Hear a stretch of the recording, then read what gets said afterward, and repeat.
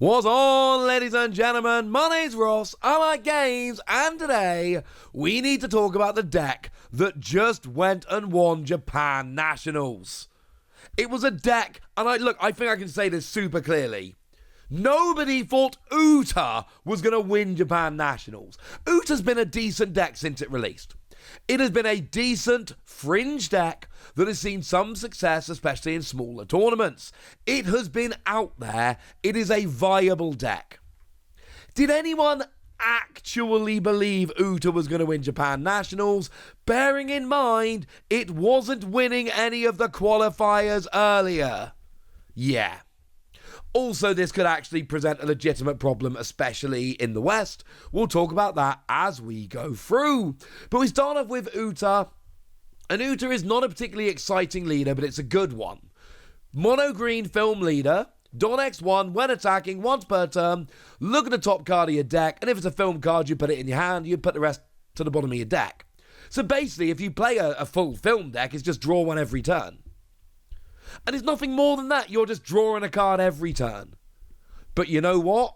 That gives you really good draw power. Now, it's not actually an entirely film deck. There are 4 copies of Captain Kidd. We'll get there in a minute. But outside of those 4 copies of Captain Kidd, the other 46 cards in this deck are all film cards. This is a full-on film deck, and if this is going to work, it has to be a full-on film deck, or else it's never going to work. Also, as a side note, there are only 16 cards in this deck that are not in Starter Deck 11. That is 32%, or to put it another way, 68% of the deck is in the starter deck, although do remember, this is playing a playset of the Super Rare Uta. You only actually get 2 of them in the starter deck, so you will need a couple, but the fact that 2/3 of this deck is just starter deck cards is wild and amazing. So we have a full playset here of the Tony Chopper. It's a film card, it's got counter plus 2000, and Don X1, when attacking, rest one of your opponent's characters with a cost of 2 or less. You've got counter plus 2000 and your resting characters. This is good. We've also got Bruno from EBO1. There's 2 cards from EBO1. This is one of them. Was only played as a 2-off, incidentally. And what we got here is just a blocker. 2 cost, 2000 power blocker. It is a low cost blocker that you can get into play nice and easily. And again, with your leader skill here, you're going to draw it a little bit more easily. We've got the vanilla Usopp here. Now it's 3 cost, 5000 power, counter plus 1000. Vanilla card, right? But as we're going to see in a minute, we got cards that can play it for free, and that massively elevates it in terms of being a card. Yes, we've got a really good theme going with film and all of that, but you can play it for free. That's one of the reasons. Now, we do have a playset of Nami, and this is one of the other cards, like Bruno for instance, that cannot be found in the starter deck. And it's actually super annoying, because this has long been like the best film card. It's really annoying you can't get it in the starter deck. But we've got on play and when attacking, pay 1, look at the top 3 cards of your deck, find a film card other than Nami and put it into your hand. Now, couple awesome things about this card. Firstly, it searches film. So you've got your leader that draws extra film cards and this which searches out film cards, all beautiful. But it's also got 5000 power, so you have a legitimate attacker here. 5000 is the minimum number you need to be swinging into leaders, because generally they have 5000 power and the tie goes to the attacker. So the idea here is that you've got a searcher that's also a legitimate attacking threat. That's awesome. Now, as mentioned, we do have 4 copies of the Super Rare Uta from the starter deck, and this is another blocker. We've got 2 copies of Bruno, we got 4 copies of this, we've got some blockers. And we've got another blocker coming as well. Also, at the end of your turn, you can trash an event from your hand to set a film-type character as active, and there's 2 reasons to do this. Firstly, your opponent can only attack suspended characters, or rested characters, so you can activate a character so they can't be attacked, or you can activate one of your blockers, so then it's ready to block on your opponent's turn, so you can attack on your turn, block on your opponent's. It's kind of fun. Now, we do have 2 copies of Dracula Mihawk. This is from Starter Deck 12, so it is actually a Starter Deck card, but not an Uta starter deck card. Also, I lied to you earlier. I'm sorry. This is also not a film card. So there's actually 6 cards in the deck which are not film and 44 that are. I apologise for my horrible, horrible lie. And what we've got from Dracul Mihawk here is a skill whereby when you play this, if you've got 2 or fewer characters in play, you can play a 4-cost or lower Monkey Kingdom or slash attribute character other than Dracul Mihawk from your hand rested. Now, I'm just going to spoil the surprise here. None of the other characters here are Monkey Kingdom. But there are a bunch of slash attribute characters that are 4-cost or lower that you absolutely can play here. We're not talking all of them. Just to be clear, there's a bunch that aren't. But there are some that are. And that's where I introduce the next 2 characters in this deck. We got a playset of Film Brook and a playset of Film Zorro. They are both 4-cost characters. They are both slash attribute characters, so they can be played for free with Dracul Mihawk. And this is a very, very big deal, because that is one of the themes of this deck. You are playing characters for free, so sure, you're playing 2 Mihawk and they're not film, and that's really annoying for Uta's leader skill, but you can play one of these characters for free, which is awesome. Incidentally, that's why we see Zorro played here. It's a vanilla character, there's nothing special, but you can play it for free with Dracul Mihawk and another card we're going to see in a minute. As for Brook, it lets you play, on play, a Film or Straw Hat crew with a cost of 3 or less from your hand. So you can use Mihawk, a free cost, to play 4-cost Brook for free, and then you use 4-cost Brook to play something else for free, like the aforementioned Usopp. And the thing is, in terms of power to cost, vanilla cards are always going to be your best bet, right? And that's why you play vanillas like Usopp and Zorro. It's not because they're great characters, it's because things like Mihawk and Brook let you play them for free. That's a pretty big deal. Now, we also have the Sanji from EB01, obviously not found in Starter Deck 11, but it is still a film-type Sanji, so it works with everything else we've seen. And we got a counter plus 2,000, always important, and Don X1, during your turn, you get plus 1,000 power for each free rested Don you have in play. So if you got 9 or 10 rested Don, you get plus 3,000 power. It's a 4-cost 8k with counter plus 2,000, which is nuts. So yeah, that's kind of awesome. And then we get to Luffy. Luffy is maybe the best card in the deck here. Certainly one of them. Because you got a blocker, and yes, for those paying attention, that is now 10 total blockers. 4 Luffy, 4 Uta, 2 Bruno. But on play, you can play a Film or Straw Hat crew with a cost of 4 or less from your hand. And there's some good options here. You can use this to play Brook to play something else, the classic Cascading scenario. Or you can use it to play the Sanji I just mentioned. Or you can use it to play Vanilla Zorro, who's a good attacker.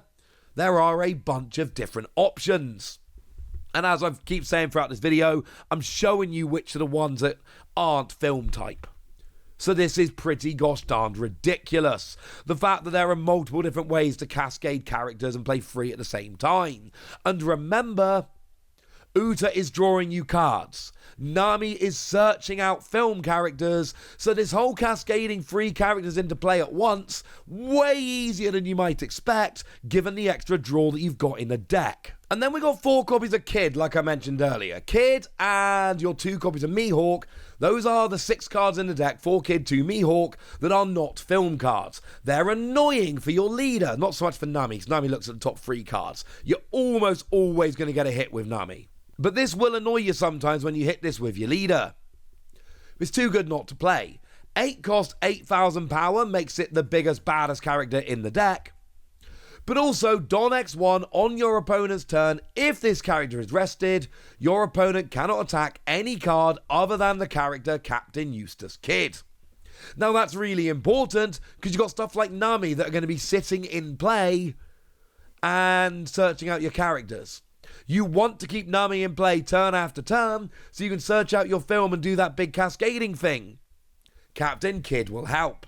It's also got activate main once per turn. You may rest this character to play a character with a cost of 3 or less from your hand. And yes, that can include Mihawk, that then lets you play another character. Are only Mihawk, incidentally. The others that let you play for free are all 4 cost or above, but you can use this to play a 3 cost or lower, but you can also use this to play a Mihawk that lets you play a 4 cost or lower, which could then even be Brook, which will then let you play a 3rd card. Yeah, Mihawk plays Brook, plays another Straw Hat or film character, and it all comes off of Kid's skill. You see where we're going with this? Pretty good. And then we have all 3 event cards from Starter Deck 11. They all see play here. So we've got the 1 cost new Genesis. Lets you look at the top 3 cards of your deck, find a film card and put it in your hand, and then set one of your Don to active. So it's basically free as long as you've got a Don ready when you play this, and you get to go and search a film card. And like I've said, this is a deck where you really want to sometimes be comboing multiple characters. Being able to search them out is pretty gosh darned awesome. Not to mention, of course, that the super rare router does mean you have to trash an event from your hand. Having a few here will be helpful. We got 10 in total. We've then got only 2 copies of Backlight. It's a 2 cost, and you either rest one of your opponent's characters of cost of 5 or less, or KO a rested character of a cost of 5 or less, which is pretty nice. And then we got a playset of I'm Invincible, which sets your Uta leader to active, which means you get 2 attacks with Uta, which is kind of amazing. Do remember the skill is once per turn, so it won't let you draw an extra card. But you still do get an extra attack, which is pretty gosh darn good. Put a bunch of Don on Uta and then use this to swing twice with your newly powered up leader. So what's the problem then? The problem is there's other cards. We have the Uta event, which brings in Fleeting Lullaby, The World's Continuation, Tot Musica, and Where the Wind Blows. These are 4 brand new event cards, which are specifically for Uta, which can only be got at that event. And remember, the way it's been running lately basically means you get 1 of 8 cards at random for turning up to the event. Now, as it stands, these 4 exclusive event cards aren't seeing play. They weren't in the winner's deck, and it's not a problem now. But I cannot be the only one that's making this connection. We've got an Uta deck which just won Japan Nationals, which is huge. And we've got these 3 extra cards which will basically only fit into Uta. All of which absolutely have potential. 4 cards, all of which have potential. And in the West, at least, they are very hard to get hold of. I'll be honest with you, I have a set of these Uta promos from Japan. They weren't that hard to get hold of. But in the West, they really are. The fact that you turn up to an event and you get 1 out of 8 at random, you've only got a 50% chance of getting one of these 4 exclusive promos. If they ever become playable in Uta, and with Uta now becoming an amazing deck, it is absolutely possible, that could genuinely be a huge problem. But for now, we've got Uta as a winning deck at Japan Nationals. That is awesome, and I want to know what you think. Did you take Uta as a deck to be taken seriously, or did you think it was not that good? And basically, running up to Japan Nationals, I was not seeing people talking about Uta as a threat. But let me know in the comment section. Go nuts! Be nice! And then make sure you like this video, subscribe to this channel, follow me on Twitter at TheWasi. That's where we talk One Piece and a whole bunch of other card games. And please do consider checking out patreon.com/PTCG Radio, where you can support the channel, get some bonus podcasts and all kinds of fun things. But by far the most important thing as always, look after yourselves till next time, would ya? Thank you very much for watching. My name's Ross, and you've been watching Wasi Plays.